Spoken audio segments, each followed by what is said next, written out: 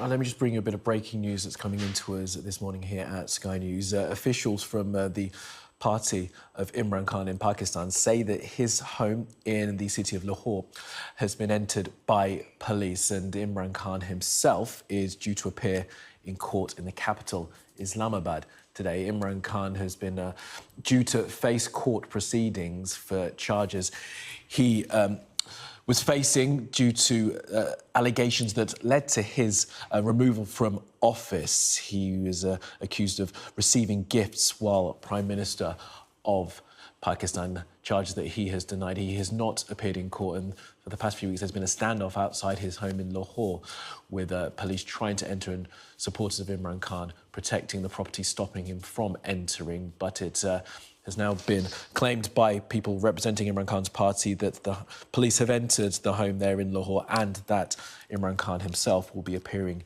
in court in Islamabad. We'll have more on that story as we get it throughout the morning.